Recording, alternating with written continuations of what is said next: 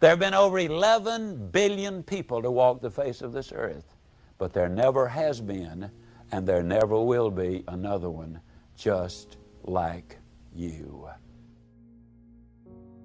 As we look at relationships, let's very quickly review what everyone wants in life. Everyone wants to be happy. Everyone wants to be healthy. Everyone wants to be at least reasonably prosperous. Everyone wants to have friends. Everyone wants to have peace of mind. Everyone wants to be secure. Now, for those who have families, they obviously want to have good family relationships. Now, as we look at the 6 basics that everybody wants, let's look at the role that relationships play. All of the authorities will tell you that your health, to a very large degree, depends on how well you get along with other people. Everybody will agree that how happy you are depends to a very large degree on your relationship with other people. Many will tell you that your amount of prosperity is determined by a large degree as to how well you get along with others. Ohio State University, as a simple example, did a study of the 50 reasons that people lose their jobs. And they had to get to reason number 16 before it had anything to do with their technical expertise or their job skills. Their first 15 dealt with attitudes and their ability to cooperate with, get along with other people. Your relationship certainly will determine the number and quality of friends that you have. Your relationships will determine to a large degree just how much satisfaction and peace of mind you have. Your relationship will determine just how secure you are, because the most insecure feeling in the world is to know that you have no one who really loves and cares for you. And the most secure feeling, every time I see anyone who is ill, the first thing they talk about is whether they are alone or whether their friends and family have been supportive of them. And of course, the key to good family relationships is the way you get along with those people. Now, this session is going to involve lots of stories, parables, examples, analogies, and quotations. As always, I'll identify the source of my information when it's possible. Now, I do always identify the source for 3 basic reasons. Number 1, it is the right thing to do. Number 2, it indicates to a degree that I've done my research. And number 3, in the event it is wrong, I can always say, you know, that fellow ought to known better than that. Or I can't believe that lady didn't know any better than that. Now, in the book of Mark, we read, and I quote verbatim from one of the Bibles, "By parable taught he them, and without a parable taught he not them." He's talking about Christ's relationship with his disciples. So we're going to be using a lot of parables and a lot of stories. Also, psychologist Renee Fuller has discovered that storytelling is the key to learning. You see, people remember stories. And if the story has a real moral to it, a real lesson in it, then we will remember the lesson. As a sales trainer, for example, I do a 1-hour session on one single sales story that I spent no more than 20 minutes in the entire transaction, and yet there are 25 specific lessons that I extract from that one story that took place from a sales training, sales presentation point of view. And people remember it simply because they can identify with the story. Just for a moment, let's play a little game. It's early in the morning. Your telephone rings. The voice at the other end says, "Hey, partner, I've been meaning to call you for a long time. You know, I think you're one of the nicest guys I've ever seen in my life. You're a real asset to the community. You're a credit to the profession of which you're a part. What a delight it is to be able to call you friend. You know, I wish that you and I could spend more time together, because every time I'm with you or around you, I'm so much more enthusiastic. I do so much better. You know, if I could spend 20 minutes a day with you, my life would be wonderfully rich, and I could just do so much more. And I know I should have called you and told you this years ago, but I, for whatever reason, didn't do it, and I just wanted to do it now. I look forward to the next time I can see you and we can spend some time together. See you later. And he hangs up. Now let me ask you a question. If you had ever gotten such a telephone call as that, or if you should get such a phone call as that, and it was from an old and trusted friend, and you knew he was deadly serious, let me ask you, what kind of day would you have?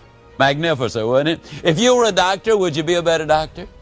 If you were a household executive, would you be a better household executive? If you were on a sales call, would you make a better, more effective sales call? Would you be a better mother? Would you be a better truck driver? Would you be a better student? Would you be better at whatever it is that you're doing? How many of you believe you would be better at whatever you do?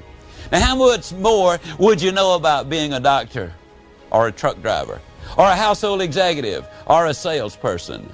You wouldn't know any more, but you would be substantially better because all of a sudden your image has changed. Your attitude has changed. Why? I'm an asset to my community. I'm a credit to my profession. That old boy said so, and he is one more smart cookie. I mean, you wouldn't argue with that at all, would you? The truth is you would feel better, do better, and be better because you would think a little more of yourself. Now, since that would make you feel so much better, let me ask you a question. Why don't you make a phone call like that on a regular basis to someone whom you know and respect and admire that you could honestly say something nice about? I have a good friend who is also a speaker, a very prominent one. He heard me go through this little routine one day, and he said, you know, I think I'm going to give that a shot. The following Saturday night, he got on the phone long distance and called a friend of his whom he had not seen in a few weeks. And when he started the conversation similar to that, maybe not quite that flowery, but saying something really nice, the old boy at the other end was so shocked and so excited and so enthused that they spent about 30 minutes talking. My friend said that when he put that telephone down, he was just hiring a kite. And so consequently, every Saturday night, he does that. See, you can have everything in life you want if you'll just help enough other people get what they want.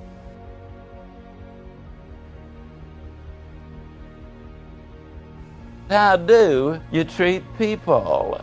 Well, this might shock you a little bit, but I believe you ought to treat people like cows. Now, I don't know how much thought you have given this, but when I was a boy down in Yazoo City, Mississippi, and I know that a lot of people go around the country trying to impress people by claiming to be from Yazoo City, but I really am. It's an exciting place. About once a month a train comes through town, which doesn't sound like excitement until I explain we don't have any tracks there, and then that changes the picture of it. So, you see, I can tease about that town for a very, very good reason. When I was a child there, we survived because we had 5 milk cows and a large garden. My mother taught me many, many lessons. My dad had died early in life, and I can tell you something about cows.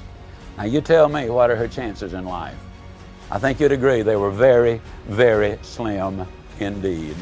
But Linda Isaac's mother was getting on up in years. She brought Linda to Dallas to live with an older sister. The older sister took her over to Goodwill Industries, where she met a lady named Carol Clapp. Now, Carol Clapp took one look at Linda Isaac, and she did not see a helpless, hopeless little girl who would be a ward of the state all of her life. She saw a little girl who was obviously put here for a purpose. There was a reason for her being here, and she determined she was going to find out what that reason was. They gave her some more evaluations. They discovered that Linda Isaacs could learn some things. They gave her a simple little job, which she outgrew that afternoon. The next day, they gave her 2 more jobs, which she quickly outgrew. Now, go forward with me 12 months. And 12 months later, Linda Isaacs is answering the telephone, checking the payroll, and functioning almost as a full-fledged secretary. She learned more in 12 months than she had in 18 years. For 18 years, Linda Isaacs had been repeatedly told, Linda can't learn, Linda can't learn, Linda can't learn. And for 18 years, Linda Isaacs had been repeating it back, Linda can't learn, Linda can't learn, Linda can't learn. And it's absolutely true that as ye sow, so also shall ye reap. The computer people are right. Garbage in, garbage out. We're right when we say you put the good stuff in, you get the good stuff out. All of a sudden the input changes. Somebody says, Linda can learn, Linda can learn, Linda can learn. And Linda Isaacs in wild-eyed astonishment then started saying, Linda can learn.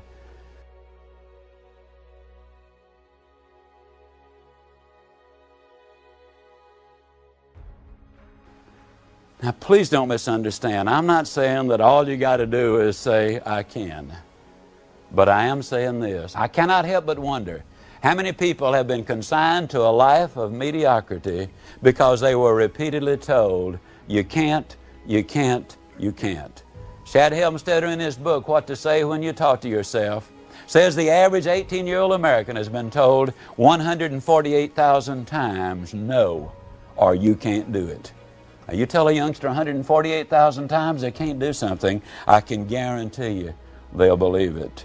The greatest good we can do for others is not just to share our riches with them, but to reveal theirs to them. Others express it this way. You give a man a fish, you feed him for the day. You teach him to fish, you feed him for life.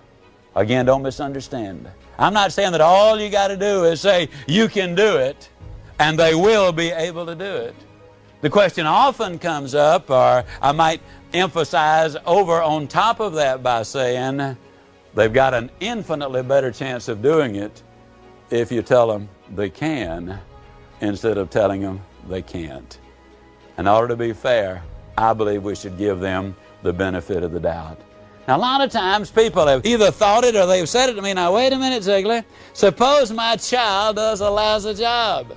Suppose they drop the ball. Suppose they foul up. Suppose my employees don't do the job they're supposed to. Are you still supposed to brag on them? I think that's the worst thing you could possibly do. That encourages mediocrity.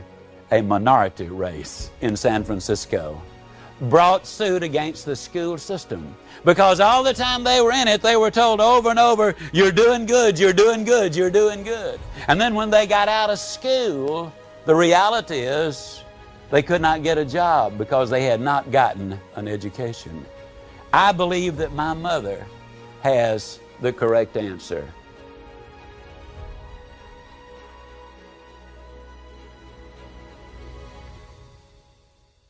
When I was a child down in Yazoo City, Mississippi, since Dad had died, we all had to go to work pretty early. By the time I was 8 years old, I was milking a cow and working in the garden. Now, I don't know what all of you know about cows. Some of you might be city slickers sitting here today. And I know a lot of you who listen to the recordings will be city slickers. So let me just tell you one little thing about cows. Cows don't give milk. I'm here to tell you, you got to fight for every drop of it. I'll never forget that first solo assignment I had in the garden. Now, there's some things we knew about our mother. We knew what she expected when she gave us an assignment. That was our very best. We also knew that she was going to inspect to make certain she got what she expected. We also knew that she was going to teach us how to do what she expected us to do. One of the most frustrating things parents and managers can do to their child or their employees is to tell them to do something and them not know how to do that particular thing or why it is to be done, and they don't give them any of the reasons for doing it, and they don't give them the ways to do it. Mother always taught us how, and she told us why. And then if we did a good job, she would always compliment on it, but she always inspected to make certain she got what she had expected. Well, this first solo assignment, I had to hoe 2 rows of beans, and they were 3.5 miles long. Would you believe 3 miles long? But when you're 8 years old, it looked like they were 3.5 miles long. Mother showed me exactly what she wanted me to do, and then she said, son, when you get through, call me. Well, I finally finished. I called my mama. I said, Mama, I'm through. Well, my mama was a little bitty lady, only about 5 feet tall, weighed less than 100 pounds. She was slightly stooped at that time. She always wore a little cloth sunbonnet on her head to protect her face from that hot Mississippi sun. And when Mama was dissatisfied with something we had done, she would always fold her hands behind her back. She would always duck her head. She would always cock it slightly to the right, and she'd always give it that little left to right motion that said, uh-uh. My Mama started that left to right. I said, what's the matter, Mama? My Mama smiled a little bit, and she said, well, son, it looks like you're going to have to lick this calf over. Now, is there anybody who does not understand that perfectly good, immensely clear, old colloquial Mississippi term, lick the calf over? Well, what that means in a nutshell is, son, this is unsatisfactory. You're going to have to do the job over. Well, I knew perfectly good and well what my Mama was telling me, but I was just trying to buy time. And so I looked at her, I said, I kind of grinned. I said, Mama, I haven't been messing with the calf. I've been hoeing these beans. Mama kind of laughed. She said, well, son, what I mean is this. For most boys, what you've done would have been perfectly all right. But you're not most boys. You're my son, and my son can do better than this. You see, she'd criticized the performance. It needed criticizing. But she had praised the performer because he needed the praise. I left with my self-image completely intact.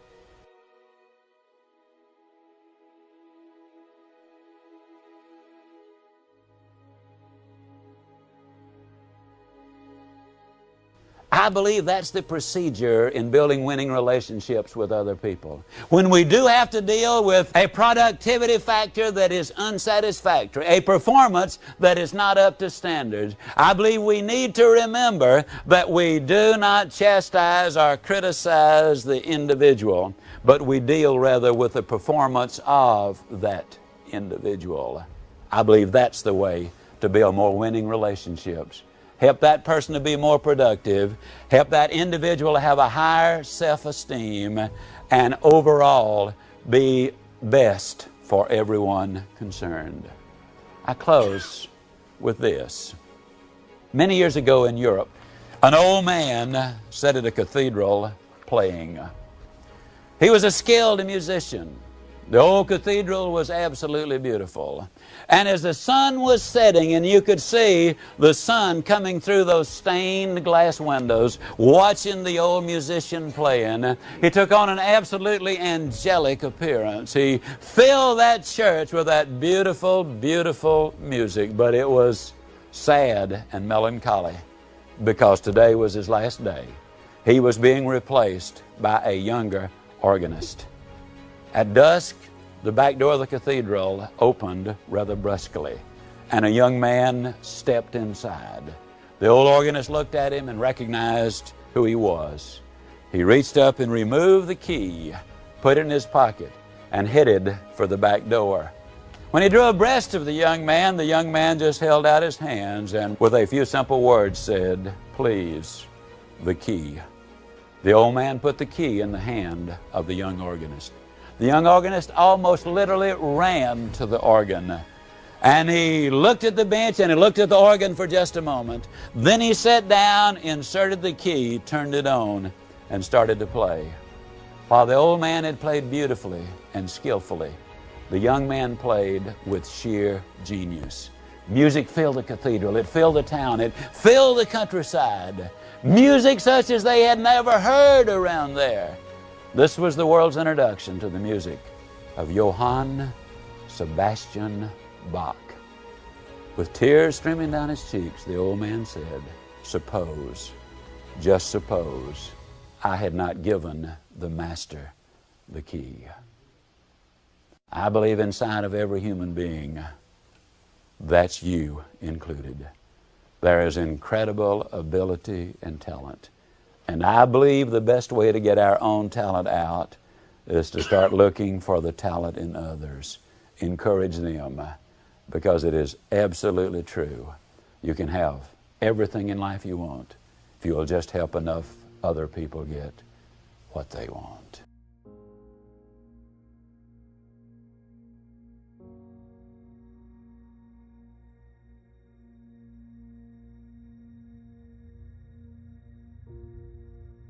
If I had the privilege of spending time with everyone who's ever read one of my books, sat in one of my audiences, seen one of my videos, or heard one of the audio recordings, I wonder what it would be like.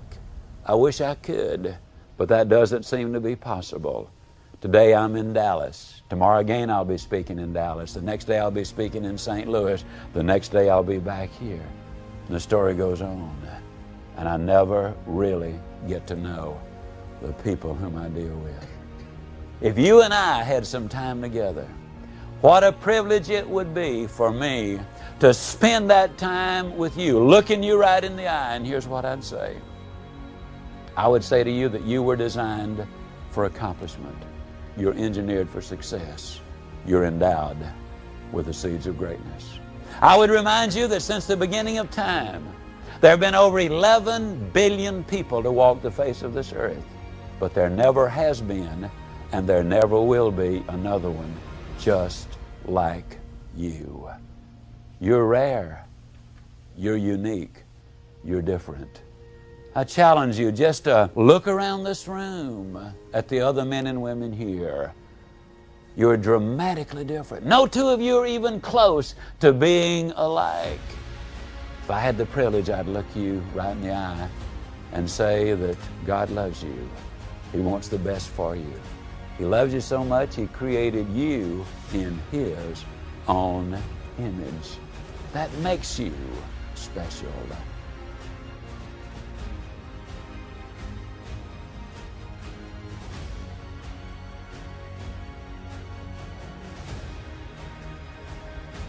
I can tell you that if you walk in a cold barn on a cold winter morning, an old cow's laying there, and you reach over and give her a big kick and say, "Get up from there. No wonder your milk production is down and your butter fat is well. You're just laying around. Did you hear what I said? Get up from there. We're going to have to do a better job of producing." Now, if you treat that old cow like that, let me tell you, first of all, she just might kick you back. Second, I can emphatically tell you that the milk she produces, number one, will be less in amount, and it will be unfit for human consumption. You will get her so upset, now this is a fact, so upset that the milk will be too bitter for you to drink. Now, I don't necessarily think you've got to walk in the barn there and hug the old cow and say, "Good morning, old cow." Though it's not going to hurt you to at least give her a little hug. You can look at her and say, "My goodness, you got the best looking pair of double legs I think I have seen today. And the skin, it is so nice and soft there. And I just want to tell you, old cow, how proud I am of you. You know, your production is way up and your butter fat is rising steadily. And I have an idea that today you're going to make your best effort ever to break all of your records. I just really appreciate you, old cow." Now you might say, "Ziegler, that's pretty far-fetched." Let me tell you a true story. Back in the 30s, a 3-gallon producer was a standard producer. One of the things that we did in those years, my mother would buy cows.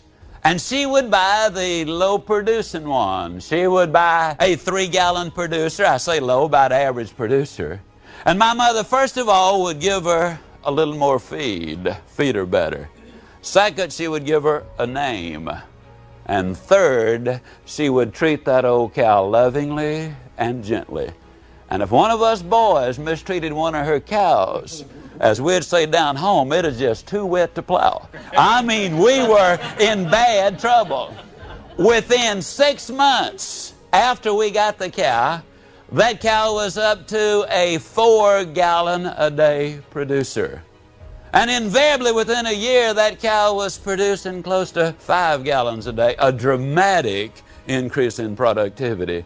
And Mother would then sell that cow and get as much as $50 more than she had paid for it. Oftentimes, or always at least $25 more. 3 pounds of the best bacon sold for 27 cents. So when you start talking about another $25 or $50, you're talking about a substantial increase in the standard of living. You see, the way you treated that old cow does make a difference. And the way you treat people absolutely does also make a difference.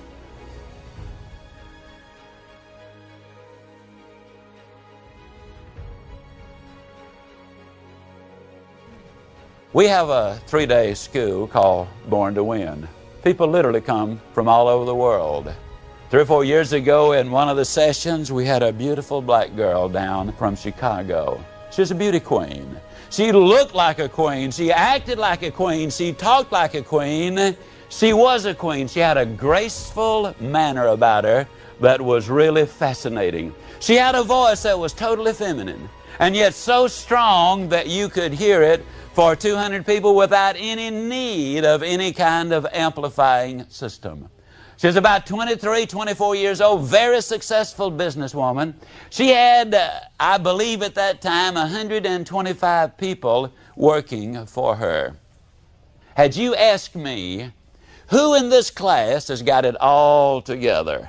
I mean, who is completely successful, who has the whole package, which one of these people would you suggest or would you choose? Without any hesitation, I would have said, this is the one I would have chosen. On Saturday afternoon, as we were breaking up, she said, could I speak with you for a moment privately? And I said, well, of course. As we chatted, she started to cry. She said, you know, I believe she said 23 years old. In my lifetime, you're the first human being who's ever looked me right in the eye and said, you're important. I love you. God loves you. She said, that was why I came down here, is to hear those words from somebody who cared. She said, I'll never forget this experience. The great lesson I learned was this: if you will treat everybody like they're hurting, you'll be treating the vast majority of them in the proper way. Relationships are so important. My friend Fred Smith, who's truly one of the brightest men I know, wrote a beautiful book entitled You and Your Network. He said, in those experiences in life where we encounter people who are rude and mean and nasty and ugly to us, and that's going to happen in lots and lots of cases. He says when those things happen, what you've got to understand is they're not trying to hurt you when they're mean and rude and nasty and ugly. He said in 99% of the cases they're that way because they are hurting. And if we can understand that, you see, whether we are a salesperson who's just failed to get the appointment or just failed to make the sale, and our prospect maybe invites us to leave as quickly as possible, or whether we're in a management employee situation and we feel that the manager has been too hard on us, or if we in a peer situation and our peer has been maybe too hard on us, it will be so helpful in building winning relationship if we can understand that they don't want to really hurt us, but they're hurting themselves, and they're defensive and they lash out. If everybody was like my good friend Tom Hatfield, a course like this would not be even necessary. Tom is our insurance representative, been a good friend for quite a while. A couple of months ago, we had a nice storm here in Dallas, Texas. Some of you might remember it. Now, our home is centrally heated, as you might suspect. But everybody down here, and especially old Zig, just loves fireplaces. Oh, I love to watch that wood burn in that fireplace. And of all the times to run completely out of wood, old Zig ran completely out of wood. Well, knowing that Tom knows about everybody in town, I got on the telephone and I said, Tom, who do you know that I can call to bring me a load of wood? And he said, well, Zig, you know, I don't know right off the top of my head, but he said, I'll scout around and see what I can find. About an hour later, my doorbell rang. I went to the front door, and there was Tom Hatfield. And he said, Zig, I have brought you some wood. He said, we got more than we need at the moment, and we're going to be getting another load next month anyhow. And he brought me enough wood that will last me 3 or 4 days there, or 5 or 6 days of steadily burning the wood. Now you might say, well, Zig, you know, that's just a good salesman looking after his client. I'll acknowledge there might be a degree of truth in that. But I fervently believe that had I never bought a dime's worth of anything from Tom Hadfield, I would have still gotten that wood, because he and I are friends. Now what does that do to our relationship? When you go a little out of your way to do something for someone else. I believe that's the key. You know, the Bible says it in a lot of different ways. Best human relations rule of all, right there in the Bible. In the King James Version it says, do unto others as ye would that they should do unto you. Which I read the Children's Bible, International Children's Bible. It is written at the 3rd grade, 9th month level, which is more along with what I understand. And this version simply says, treat others like you want them to treat you. Now, you know, that's just so very, very simple. There's another verse in the Bible that says, be ye kind one to another, tender-hearted, forgiving each other. So enormously important in our scheme of things if we do it that way, isn't it? There's another verse in there that says, go the extra mile. If somebody demands of you your cloak, give him your coat also. If they demand that you go 1 mile, go the 2nd mile with them. So you can have everything in life you want if you'll just help enough other people get what they want. The bottom line that I keep getting to is, does it work? Now let me remind you, number one, you're what you are and where you are because of what's gone into your mind. And you can change what you are, you can change where you are by changing what goes into your mind. Number two, I would remind you that life is tough. I don't care what you do, whether you're a household executive, a salesperson, a manager, a school teacher, a physician, a minister. I don't care what it is that you do, life is tough. But when you're tough on yourself, life is infinitely easier on you. And the third thing I will say so many times is that you can have everything in life you want if you'll just help enough other people get what they want. What is a good relationship concept? I believe that Bear Bryant had one of the greatest that I've ever heard of. He was the 2nd winningest football coach in history. He is second only to Eddie Robinson over at Grambling College. Coach Bryant had a basic philosophy. If things went bad, on the team, if his team was blown out, if it went bad, he'd always say, well, it's all my fault. I have seen when his team was just obliterated, wiped out. The other team beat him 2, 3, 4 touchdowns. And always in the interview, Bryant would say, well, you just got to face it. They just simply out-coached me. The other coach did a better job of getting his team ready. If it is bad, I did it, was his concept.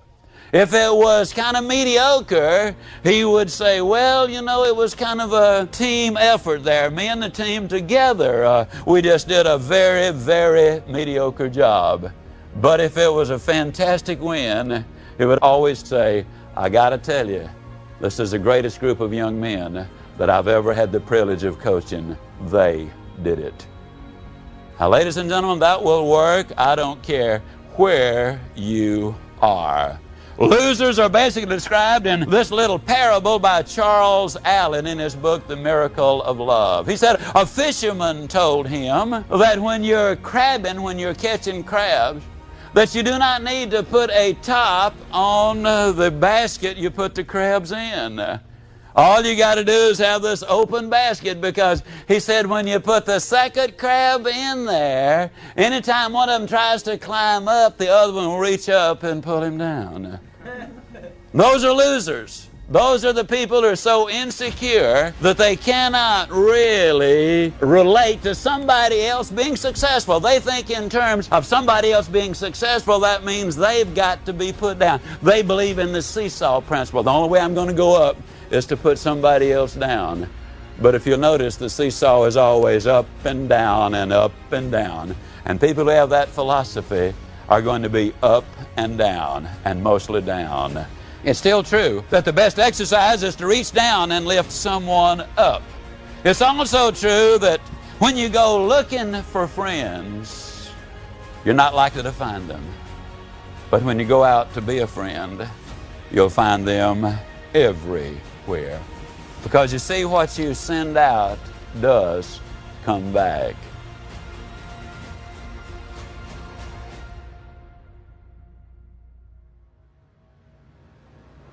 I know you've heard the story.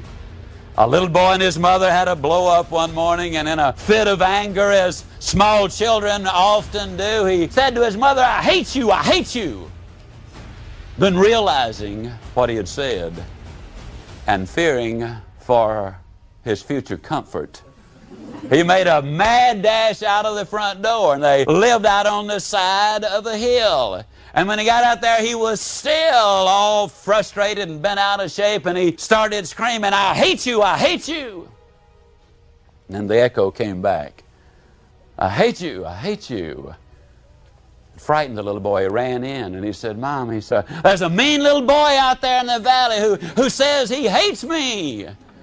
And his mother says, "Yes, but there's also another real nice little boy out there that loves you. You go out there and tell him that you love him." And so the little boy ran out and he said, "I love you, I love you." And the echo came back, "I love you, I love you." It is so true, simple but true, that what you send out comes back. Bottom line, does the concept work? Answer, yes, the concept works. Barry Tacker down in Bay City, Texas, several years ago, was the disciplinarian at the school. They bought this basic idea that we're talking about here. They started teaching these concepts. Now, for those of you who are not Texans, your state might not have disciplinarians. But let me tell you, the disciplinarian is not the most popular member of the teaching staff. As a matter of fact, you're talking about instilling fear in the minds of the students. When the teacher said, "Go see the disciplinarian," I'll tell you, the students just froze because they knew they were in trouble. First day this took place, this young fellow walked in, and the teacher said to him, "Mr. Tacker wants to see you." The youngster immediately became defensive. I didn't do anything, didn't do a thing."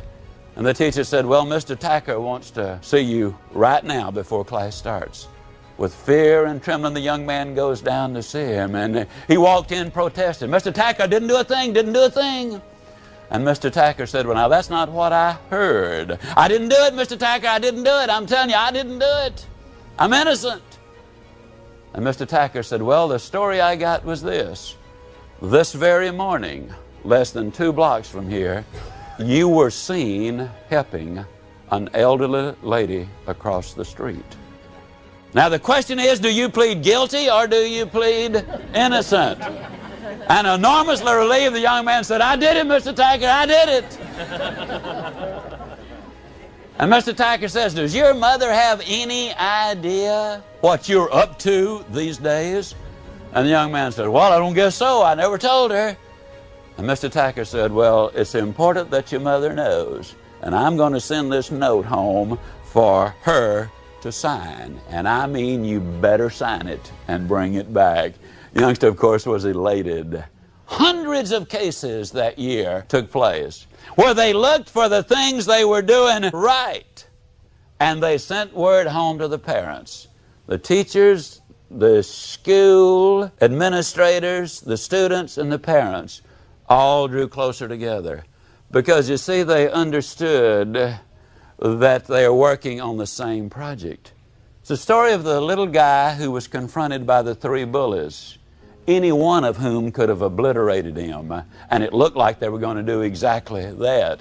Smart little fella. He took a little stick, he drew a line there on the ground, and he backed up a few paces. He looked up at the biggest of the bullies and he said, "Now you just step across that line." With a confident expression, the big bully stepped across the line, and the little guy said, "Now, we're both on the same side." I wonder how many marriages would be better if the husbands and the wives clearly understood we're both on the same side. I wonder how many school systems would be better If parents and students and teachers and administrators all understood they're on the same side.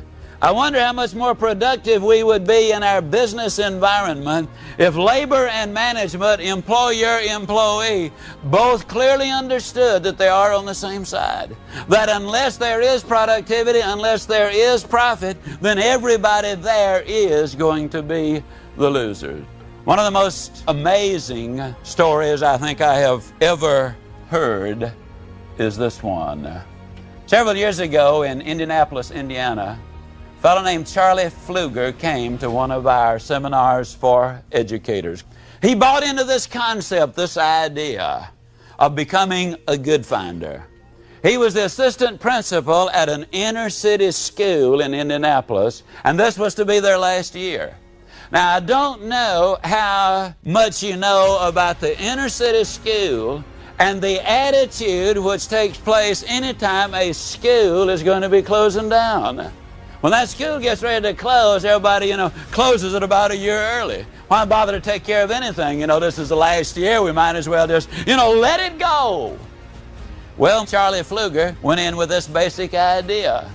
He initiated a little program, and what he started doing was giving a little disc. What he did was he simply took a silver dollar, drew a line or drew a circle around it, and wrote the words, "I can" on it. And he initiated a program. And every time a youngster was voluntarily seen picking up a piece of paper, one of the teachers would give him an "I can." If he were seen erasing the blackboard without being told, they gave him an "I can." If he turned in something which had been lost, then they gave him an "I can." If he voluntarily welcomed a new student to school, they gave him an "I can." Now, when they received 100 "I cans, then each student was given a winner's t-shirt, an "I can" t-shirt. Had 592 kids in the school, and 587 of them won "I can" t-shirts.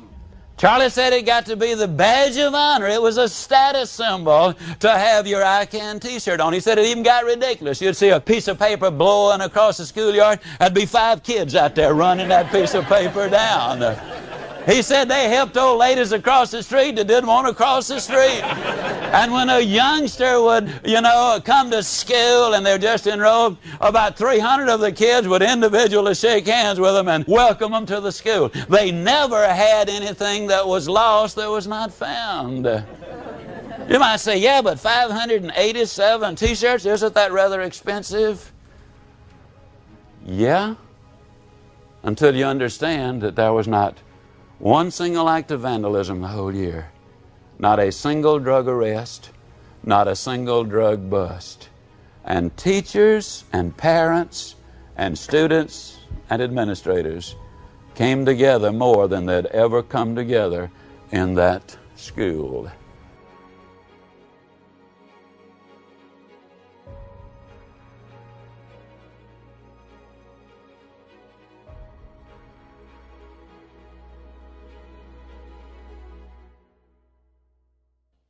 I love the story of the obscure college professor who had a wife whom he loved very much. His wife was hard of hearing. He went to work in his laboratories to develop a hearing aid so that he could communicate more easily and more effectively with his wife. Now, history tells us that he never did invent a hearing aid. But other than that, history has been unusually kind to Alexander Graham Bell. Because while he was working on the hearing aids, doing a humanitarian thing because he loved his wife, he discovered the telephone procedures and techniques. Now, a little known fact is that several years earlier, a German inventor named Wilhelm Reis had actually discovered a process for sending sound over the wires. And had he moved 2 of the electrodes 1/1000th of an inch so that they touched, he would have been the inventor of the telephone. He would have been the one who discovered the method of sending voice over wire. Now, I have no idea what Reis's motivation was or what his motives were.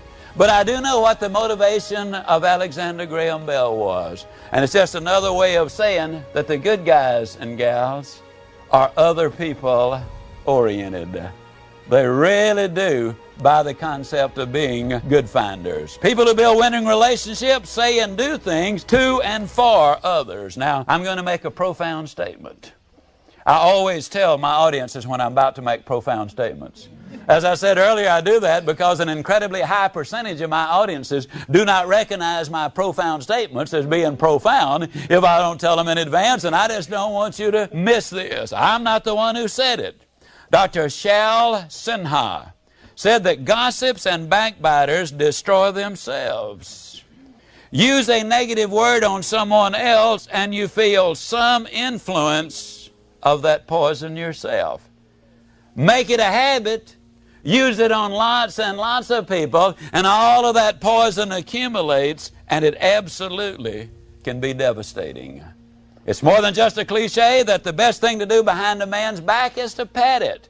And easily the best way to remove a chip from somebody else's shoulder is to let him take a bow. Remember that you treat people like you see them. And those people who look down on others are generally living on a bluff. Oh, when we think about it, how true it is. I'll never forget one eye-opening experience that I had a number of years ago. A friend of mine, David Smith, invited me to be a substitute MC at the Elks Club Charity Ball. He said, "Zig, you know, I don't know." As a matter of fact, he called me Mr. Ziegler. He said, "I don't know if you've ever been to an Elks Club dance and banquet and all, but," he said, "it's quite an occasion. I've invited this politician to be there, but you know how some of these politicians are."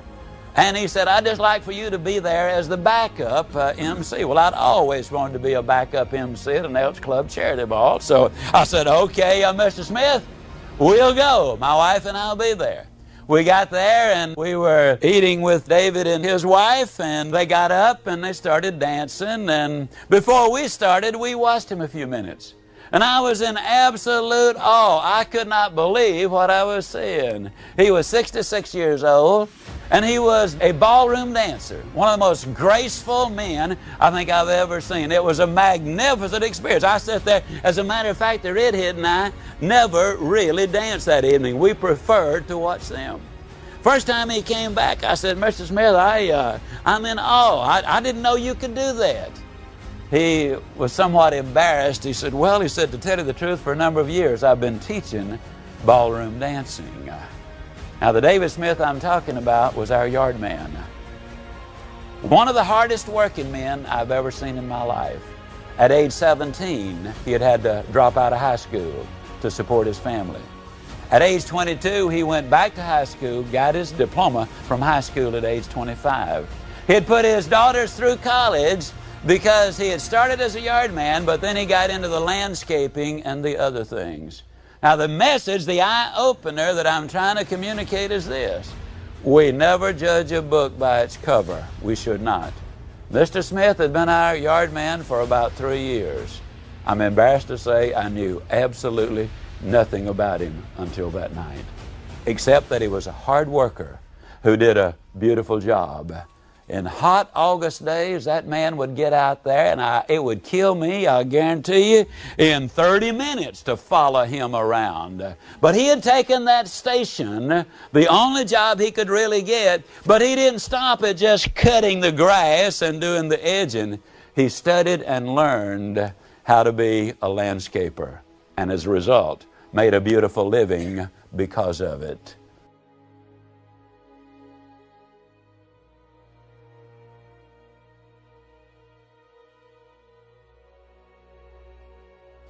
One of the most fascinating stories about this concept was told to me one morning over on Carpenter Freeway by a lady who many of you know. Her name is Mary Kay Ash.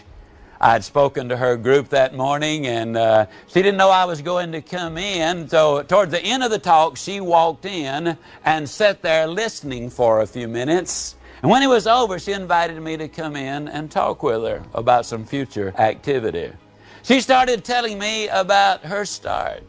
During the Depression, she was a Stanley dealer. She was a widow with small children down in Houston. She was selling Stanley brushes, and she had been averaging $7 a party in sales, and the gift she gave to the hostess cost her $5.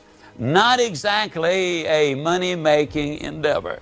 Then she heard about the national convention that is going to be held right here in Dallas, Texas. She borrowed the $12, which was necessary for the transportation and the 3 nights in the hotel for the convention. I said it was during the Depression. Mary Kay's friends thought she was absolutely crazy to waste that $12 because what she needed to do was really look for a job so she could support her family. But she was determined to come. During the 3 days, Mary Kay camped on the doorstep of everyone who was extremely productive. When eating time came, the $12 did not include the meals, she always made an excuse, went to her room because she had brought cheese and crackers. And for 3 days, that's what she had to eat. On the night of the final banquet, where they honored the Queen of Sales, Mary Kay said there was a gorgeous brunette, tall and striking, whom she had been talking with all week, whom she had asked hundreds of questions, whom she had persuaded to put on a mock party so she could watch how she was doing it because she was the best in the country. That night during the banquet awards, Mr. Stanley Beveridge, the president of the company, was there. And every lady there would walk down the aisle. Mr. Beveridge would shake hands with them. Now, Mary Kay said she was somewhere about in the middle of the pack when she walked past. And I'm certain she said there were a lot of people who said exactly the same thing I was going to say. But I stood in front of him that night and I said, Mr. Beveridge, you don't know who I am tonight. But next year, this time, you will. Because I'm going to be the Queen of Sales. Now, he could have said, sure, young lady, sure, I know you are. He'd probably been told that by 20 ladies before Mary Kay got there. He could have sloughed it off, as being somebody enthusiastic and they're going to make all these big promises and then disappear forever. But Mary Kay said the most meaningful moment of her career took place right there, when Mr. Beveridge quietly, calmly, deliberately looked her right in the eye. And she said, for what seemed like forever, he said nothing. And then he said, you know, young lady, somehow or other, I believe you will. Mary Kay said it had a profound impact on her life. Next year, she was the Queen of Sales. A lot of people have gone a lot further than they thought they could because somebody else thought they could. We need to be an encourager. Gordon MacDonald says it well. My wife Gail and I try to treat the people around us in terms of potential rather than just performance. You think about it, it makes an awful lot of sense. Sometimes one act, one simple act, can affect literally millions and millions of people.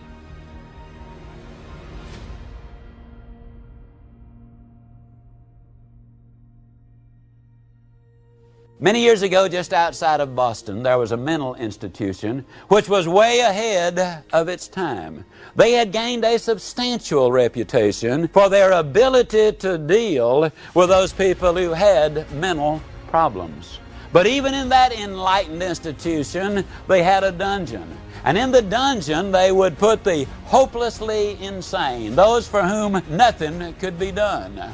And so they had this little girl there. She was known simply as Little Annie. Little Annie one day was just as sane and reasonable as anybody. And the next day she would be a vicious little animal. I mean, almost attacking anybody who came within range. There was an elderly nurse who was at the hospital and she was getting ready for retirement. And she started as a matter of habit each day, going down to the dungeon and at lunchtime sitting next to the cage where little Annie was kept.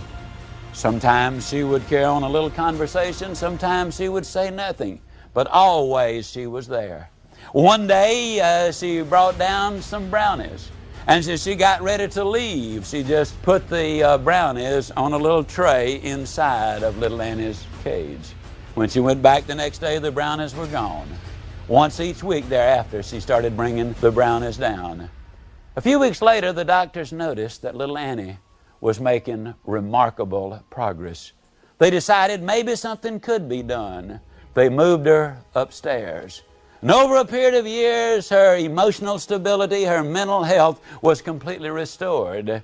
And they came to her one day and said, little Annie, you may go home if you'd like. She said, no, this place has meant so much to me. I would like to stay here a few years longer, and I would like to be able to make a contribution to some others as my way of saying thank you to this institution for what it has done for me.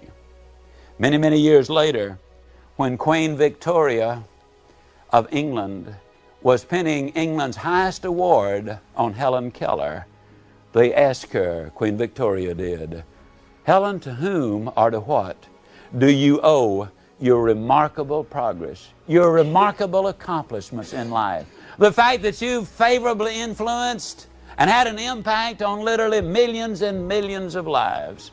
Helen Keller said, had it not been for Anne Sullivan, little Annie, nobody would have ever known who Helen Keller was. You never know when you throw the pebble in the stream or the lake how far the circles are going to go. You never know how far it's going to go when we have a word of encouragement for somebody else, because the way you treat people can make a dramatic difference in the way they handle life. Right down here in Italy, Texas, there was a little girl. Her name was Linda Isaacs. Linda is a black girl. She was a dwarf. They had diagnosed her when she was about 4 years old as being learning disabled. She could not learn things, but when she was 6 years old, they put her in the first grade. There was no other place to put her. Her mother and everybody said to the teachers, now don't worry about trying to teach Linda anything. She can't learn. But she's a pleasant little girl. Her classmates will adopt her, make her the class mascot. She'll be called Shorty, but she'll be very popular, and everybody will just love her. Well, that's exactly what happened. They didn't try to teach anything, so she didn't learn anything. Into the first year, they decided that instead of holding her back, they would move her on up to the second grade. Because otherwise, she's not going to learn anything in either grade, and they didn't want to have to make a new set of friends for every year. Linda Isaacs graduated from high school functioning at the first grade level.